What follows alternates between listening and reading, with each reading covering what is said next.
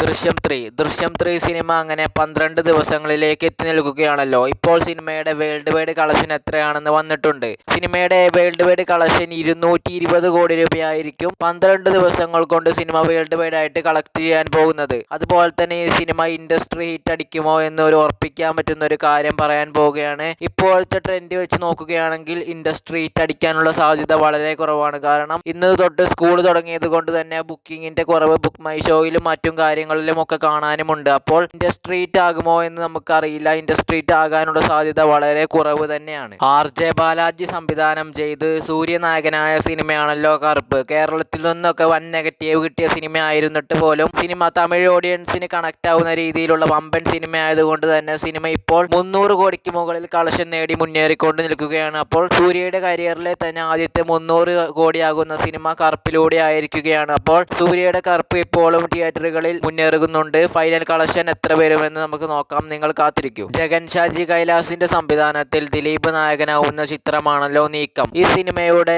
സംവിധായകനായ ജഗൻ ഷാജി കൈലാസ് സിനിമയെ കുറിച്ച് പറഞ്ഞിട്ടുള്ളത് സിനിമയുടെ റിലീസിനെ സംബന്ധിച്ചുള്ള കാര്യമാണ് പറഞ്ഞത്. അത് ദിലീപിന്റെ ലക്കി ഡേ ആയ ജൂലൈ 4-നായിരിക്കും ഈ സിനിമ റിലീസ് ചെയ്യുമെന്നാണ് പറഞ്ഞിട്ടുള്ളത്. കൂടുതൽ അപ്ഡേറ്റുകൾക്ക് വേണ്ടി കാത്തിരിക്കൂ. നല്ല ഹിറ്റുകൾ ഉണ്ടായിട്ടുള്ള കൂട്ടുകെട്ടുകളാണല്ലോ ദിലീപും ലാൽ ജോസ് കൂട്ടുകെട്ട്. ആ കൂട്ടുകെട്ട് വീണ്ടും വരാൻ പോവുകയാണ്. ഇപ്പോൾ കിട്ടിയിരിക്കുന്ന റൂമറുകൾ പ്രകാരം ദിലീപ് അടുത്തതായി അഭിനയിക്കുന്ന സിനിമ അത് മലയാളത്തിൽ അഭിനയിക്കുന്ന സിനിമ എന്ന് പറയുന്നത് അത് ദിലീപും ലാൽ ജോസ് കൂട്ടുകെട്ടിൽ പിറക്കുന്ന സിനിമയാണെന്നാണ് അറിയാൻ കഴിഞ്ഞത്. എന്തായാലും സിനിമ നന്നായി വരട്ടെ.